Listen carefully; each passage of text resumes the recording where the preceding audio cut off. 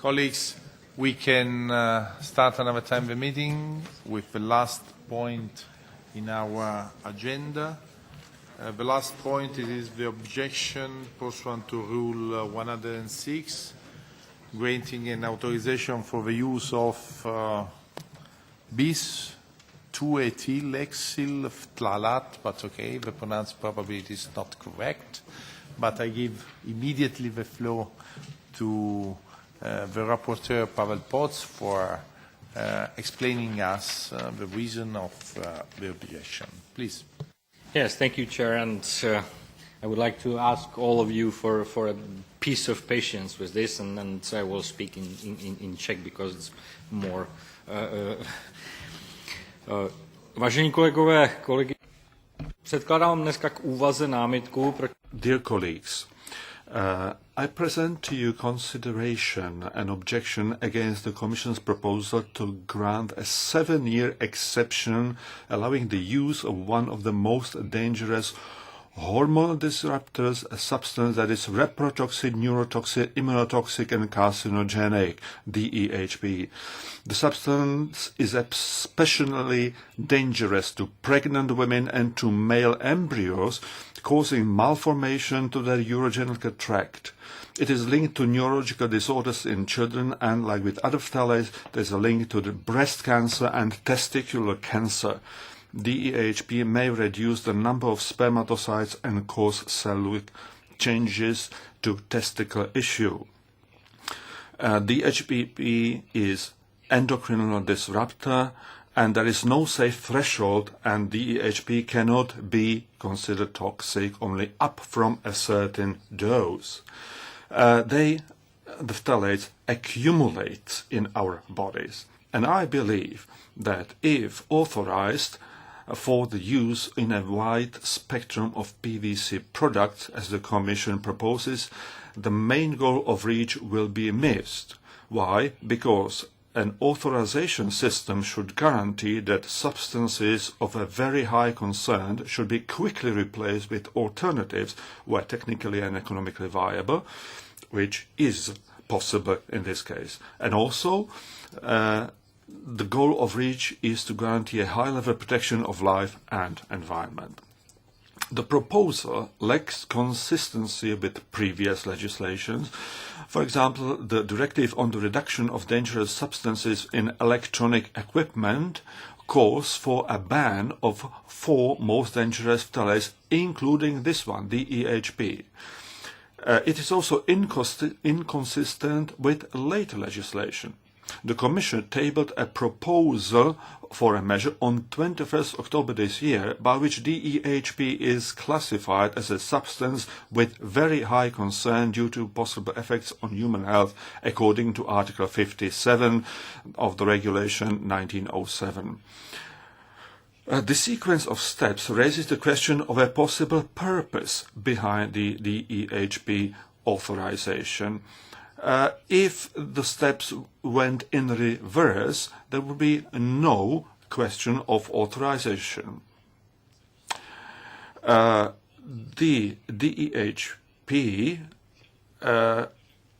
is now considered only for reprotoxicity, and there is a purpose behind it, because DEHP can be so considered as a substance with toxicity threshold. This cannot be the case in endocrinal disruptors. DEHP had previously got authorizations, but only for limited use. However, this time we have a much wider authorization in the production of recycled soft PVC, which means that it is about continuous presence of highly dangerous substance in products made from soft PVC. Such approach is also against the idea of circular economy. We, as the EP, in our resolution from July this year, and I quote, said, "The prevention takes priority of recycling." Recycling should not justify the perpetuation of the hazardous legacy substances.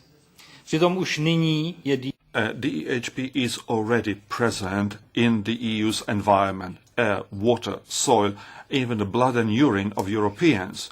We are all in danger, but especially pregnant women, babies and children who are exposed to the chemical at the sensitive key stages of their development. One piece of evidence for this is that DEHP is one of the most frequently detected substances by the rapid warning system RAPEX. There are available alternatives to DEHP, as the Commission has learned during the public consultation process from the manufacturers, subcontractors and end users. The request for the exception clearly does not qualify. The proposers failed to prove that the risks from the use of the chemical can be or adequately is controlled. They also failed to prove that the benefits outweigh the health risk to European citizens. What is almost shocking is that the file documents say, with a degree of arrogance, that, I quote, "Health assessment has been performed and the analysis lacks the methodology to compare the health impacts of continued use to socio-economic benefits." Takže co vlastně... So, what the socio-economic analysis does, what caused its opinion to beat the risk analysis consultation, which says, I quote, "Environment from the use of the substance is not demonstrated to be adequately controlled." Takže nemáme kontrolu nad riziky. We do not have no control on the risk, and we do not compare the risks, health risk, with SEAC. I can go on. The companies who propose the authorization cannot prove that they are able to resolve the risks to which their own employees are exposed. I really believe that the Commission has got too far, and please support me. I want to ask the Commission to withdraw the authorization. Thank you very much. Thank you very much. And now Mr. Javor replacing Mr. Eickhout. Köszönöm a szót, elnök úr. Szeretném megköszönni. Thank you, President. I'd like to thank Mr. Pavel Potts for his work and for everything that he has said. And I believe that this is a very important topic. And I agree with him 100%. This is a substance, DEHP, which has very serious health effects and health risks, and these health effects are difficult to control. The examinations and investigations that have been done show that there is a number of potential negative effects on human organism, and most specifically on pregnant women and embryos, and within that especially male embryos, the development of male embryos, and could cause infertility in adult males. And that's because of the exposure of male embryos in the body of their pregnant women. The risk analysis found that reprocessing plants, in reprocessing plants, exposure to DEHP could reach levels which can result in damage to embryos. So the risks are real and are high, and they show that authorizing this substance could lead to hundreds of illnesses all over Europe. So I think we have to be very careful with this substance, and I believe that it is quite incredible to give an authorization without doing the necessary studies, and that goes against REACH and the principle, the precautionary principle, because of course REACH and precautionary principle are about getting proof that a substance is not harmful, and only then can they be used. There is another problem in this matter. As far as I know, and that's already a question to the Commission, the companies that asked for authorization have not asked for the use of the procedure which allows use of this substance for social and economic reasons. And ECHA has in fact, through its own volition, started using this procedure and arrived at the conclusion that the economic benefit outweighs the health risks, and that is why the authorization should be given. So my question to the Commission is, can you confirm this? So the authorization process changed as it went on, and in fact it was the agency that changed the procedure. And my question is, why did the agency do this work even though they were not asked to go into this procedure? As a follow-up, is it worth using this procedure to increase the exposure of European workers and to increase the potential negative harm, health risks that they are exposed to? So is it really? Are the benefits really outweigh, or do the benefits really outweigh the health risks? Even though Mr. Potts referred to the EP resolution, which said that we have to phase out the use of these substances. Thank you. Thank you very much. And now Mr. Buzoi. Grazie, Presidente. DEHP is a well-known toxic substance. I will not repeat all the arguments which raise a lot of concerns regarding using DEHP. It is a high concern due to its toxicity for the reproductive system, endocrine disrupting effects for the environment and to human health. It was one of the first substances to be classified as a substance of very high concern under REACH, being amongst the first 6 compounds that was included in Annex 14. It is a phthalate which is forbidden in toys and since earlier this year in all electrical and electronic equipment. Still, DEHP is widely used and EU citizens and environment are exposed as a substance containing PVC is widely used in everyday products in a very wide range of articles: artificial Christmas trees, textile furniture, shoes, building materials, and so on. What is important is the fact that safer alternatives are available. Alternatives not only for using in PVC, but also in different products and articles are available on European market, including alternative substances, materials, processes, and technologies, companies manufacturing alternatives, as well as downstream user applying these alternatives, have provided during the public consultation of this authorization process ample information on their availability and technical and economic suitability.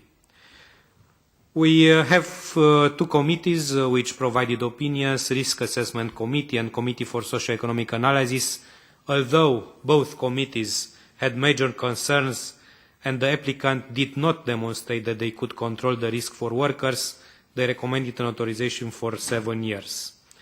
What really concerns me also is the fact that DEHP is used in medical devices and products that enter into direct contact with pregnant women, newborns or children. It's true, at that moment there are restrictions on using products containing DEHP in medical devices, but who knows if in a couple of years we'll be asked to grant authorization of using recycled products containing this hazardous substance.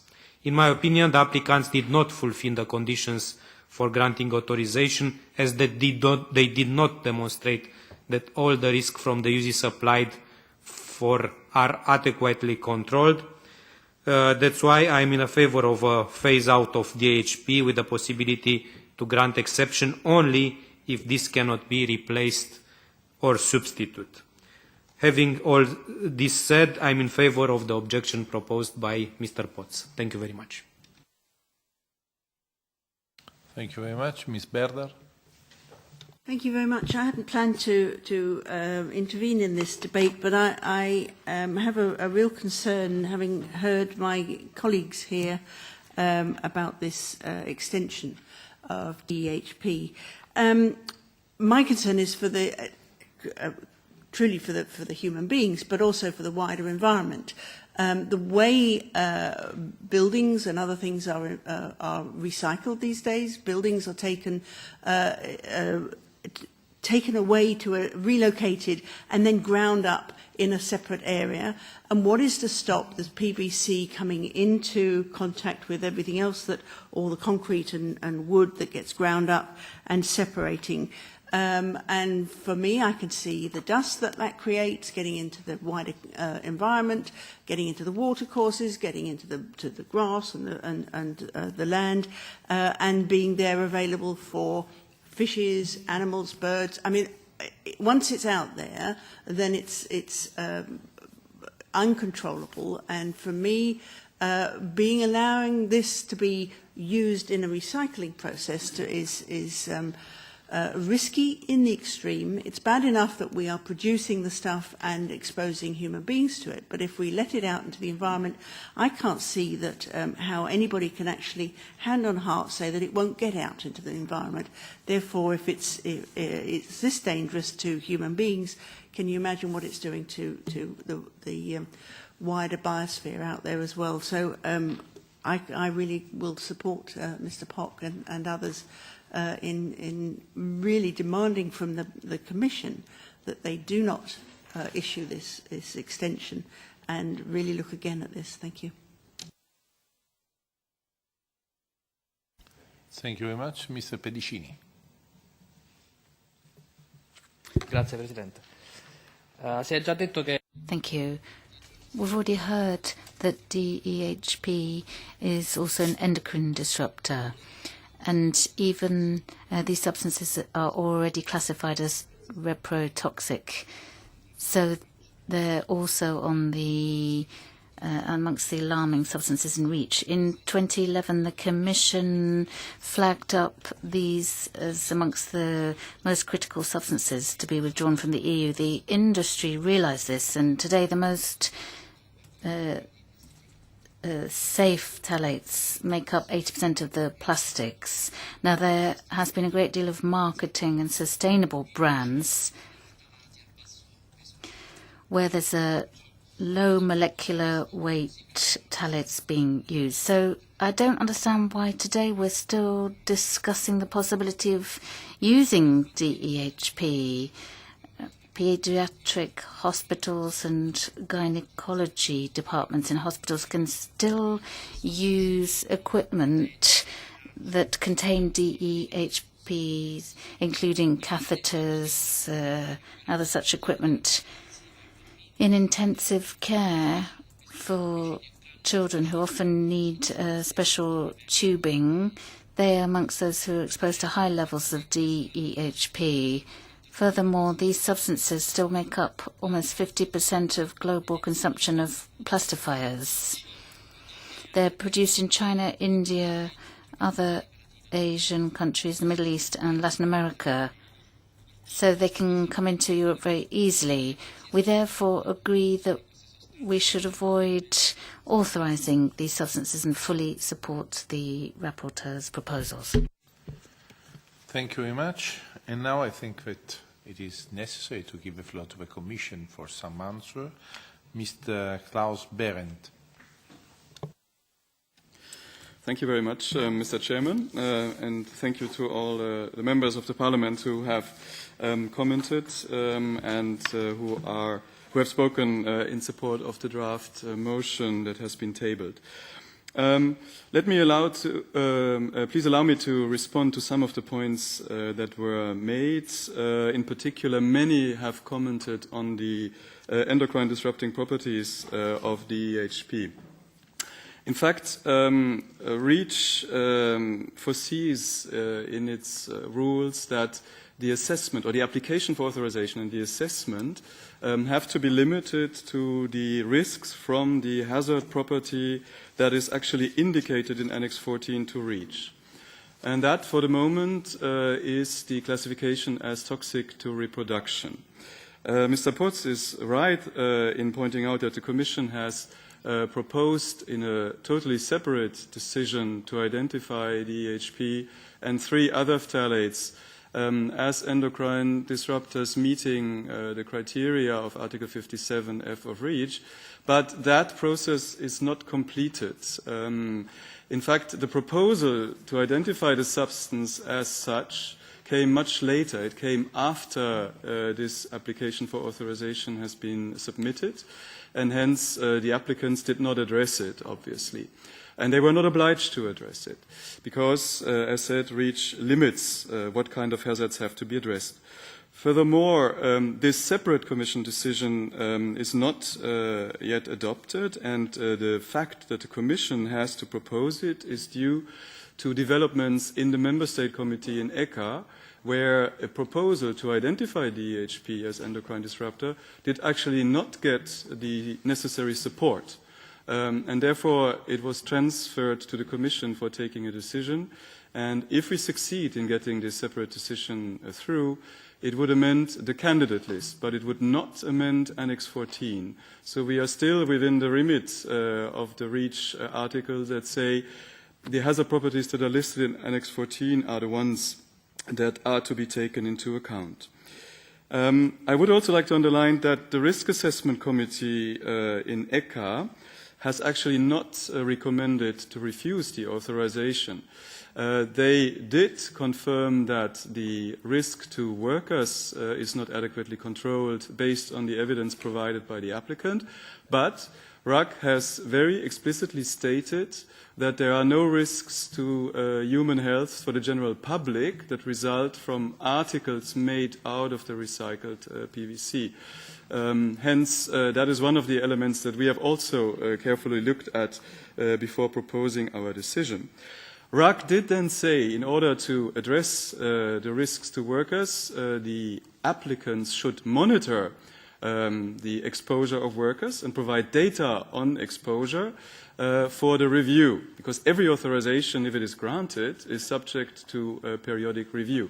And the Commission has taken up that recommendation, and we propose to impose a condition that the applicants have to monitor worker exposure and then have to provide that information as part of a possible review. I would also like to underline that the fact that the applicants are recyclers or are working with recyclate made from waste PVC is a very important argument, unlike what is stated in the draft motion that it is not relevant. In fact, REACH again obliges the Commission to take into account the perspective of the applicant. And the applicants in this case are the ones working with recycled PVC, and they have submitted as part of their analysis of alternatives whether there are indeed other materials that can replace the recycled or the PVC containing DHP. This is quite different from applicants that would apply for producing new PVC with new DEHP. The members were absolutely right that there are alternatives to DEHP for practically all applications when you want to mix it into new PVC. But here the situation is very different. The recyclers work with the material that they get as waste. and their application has examined the alternatives for that, working with different waste streams or using a technology that would actually eliminate the DEHP. And SEAC has agreed with them that that is either technically or economically not feasible at this moment in time. The question was raised whether a switch from the adequate control route to the socio-economic route for authorization is possible, and yes, that is possible. The applicants tried to get the authorization under the so-called adequate control route, and they worked with a certain threshold of safety that RAC found inappropriate. Hence, RAC concluded they did not demonstrate that they achieved adequate control. But then REACH does allow that there is a separate route, the socio-economic route, that can then be used. And there is no particular need that the applicant would state that somewhere in the process. We see many applications that are made today for authorization under REACH where applicants try both. They provide evidence when they believe that they meet the adequate control criterion, but just in case they don't, and maybe they were inspired by this particular case, many also provide already information concerning the socio-economic route as well. So such a switch is indeed possible. Many have expressed concerns concerning the risk to workers, and I already commented on that by saying that we propose to incorporate the monitoring condition and to get more information. I would also like to point out that recycling of PVC containing DEHP is conducted by many, many more companies who have not applied for authorization under REACH, because if they transform waste directly into new articles, they do not need an authorization under REACH. These are the so-called integrated recyclers to which SEAC, in its opinion, also refers. So we do have companies that will continue recycling this material completely independent of our authorization here. Mr.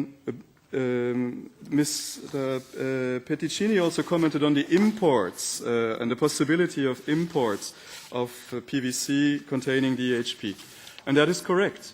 We do not have a restriction in place at the moment in Europe that would, on a broad scale, prevent the placing on the market of PVC containing DEHP. We do have indeed already bans for toys and childcare articles, and we will have in 2019 the ban for electric and electronic equipment, but otherwise placing on the market of DEHP in PVC is possible, and authorization does in any case not apply to third country manufacturers.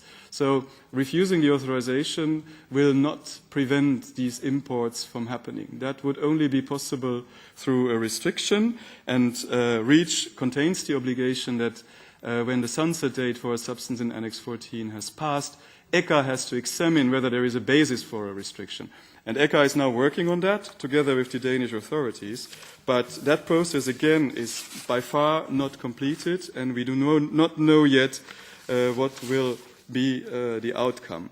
However, should there be any risks, we would, of course, also proceed with a restriction. And at that moment in time, an authorization granted could also be immediately reviewed. I think these were the main points that have been raised. Let me just look through my notes.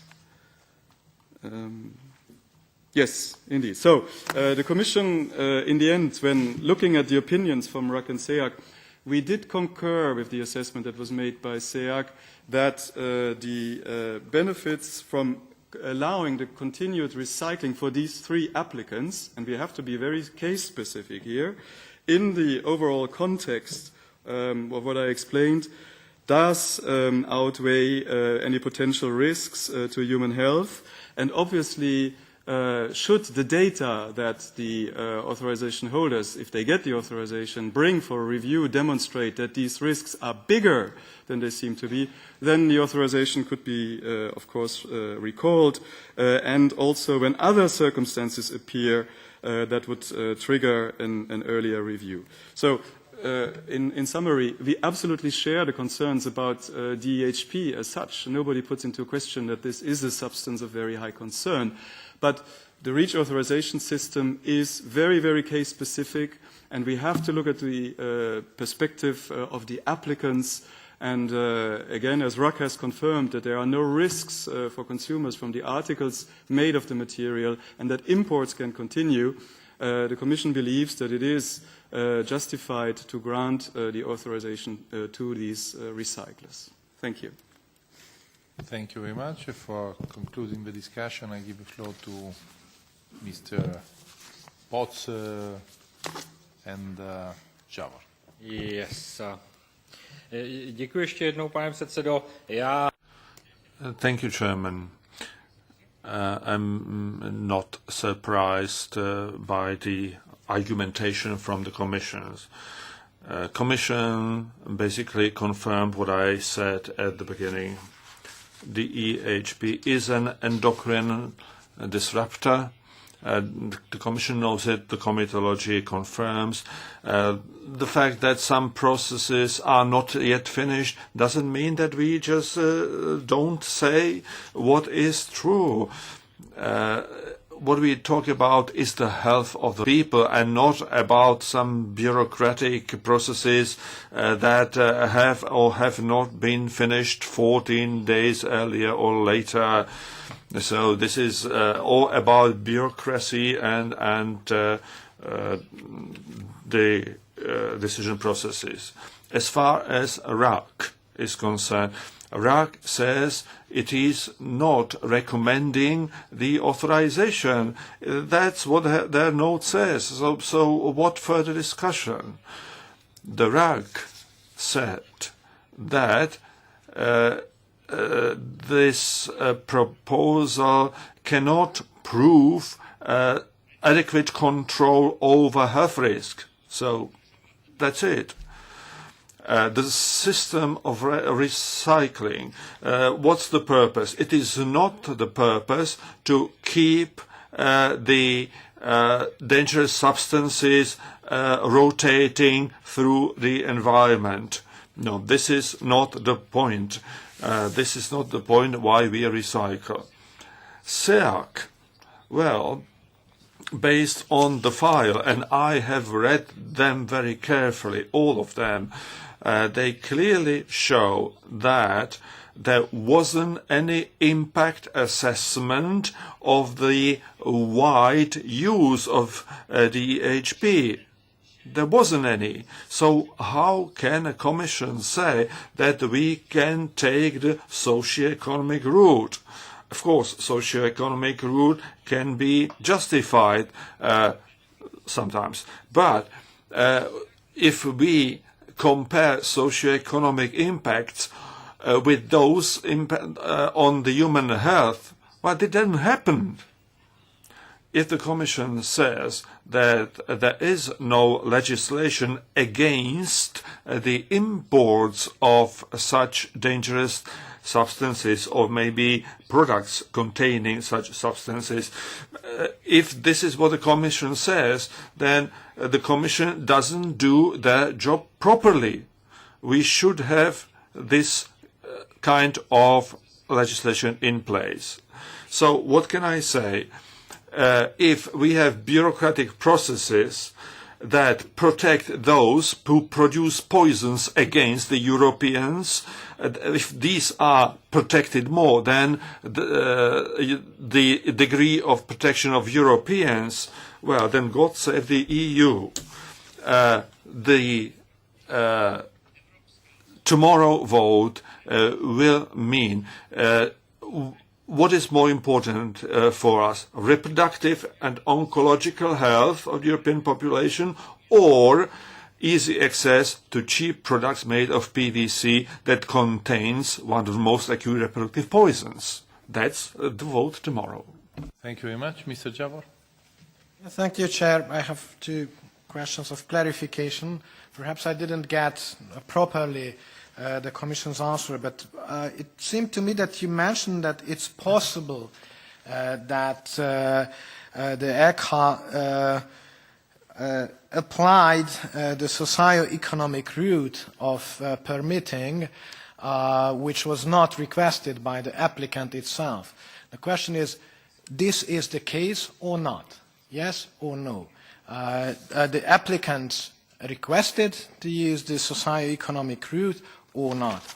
And the second question is that at the end of the day, the key question is the following. Do we consider that recycling of soft PVC waste with high concentration of substances of very high concern to produce low-value articles to compete with cheap Chinese imports is so important that we are willing to accept that 100 to 160 female workers may have infertile sons? What is the answer for that according to the Commission? Yes or no? Thank you. Thank you very much. And I think that after this question, we have to return back the floor to the Commission for a short answer, and then we can conclude the item. Thank you. Yes is the answer to the first. The applicants do not have to specify a particular route via which they want to obtain an authorization. There are elements that they have to submit as part of the application, and then it is to be seen whether they succeed in adequate control or not. Again, this is very bureaucratic, and I apologize for that, but that is what the law says. If an authorization cannot be granted under the adequate control route, it is still possible to grant it under the socio-economic route. And the second question, again, you cannot, or we believe that it cannot be answered in pure isolation of these three cases. As I mentioned earlier, the recycling of this material continues outside of the scope of REACH. Many companies do recycle DEHP containing PVC that have not bothered to apply for authorization under REACH. It's only these three who have done that. And likewise, these imports from outside of the EU can continue, even if we refuse these authorizations. We are concerned about the health of the workers, and that is why we have taken up the RUC recommendation to get more information and monitoring data about that, and then when we have that, take an informed decision on either refusing or withdrawing the authorization at that point in time. So, with all respect, that second question, we are not putting something higher than something else, but it's the overall situation for these three recyclers compared to all the others, and the fact that I want to underline again that the recyclates, the articles made from the recyclates, as confirmed by RUC, do not pose a risk to the general population when they are placed on the market. Thank you very much. We can conclude here our debate. The vote in the ENVI committee on the objection will be tomorrow morning, and the vote in plenary will be, if the resolution will be adopted, in November 2. I think that we have no other point in our agenda, and we can close here the meeting, and we start another time tomorrow morning at 9.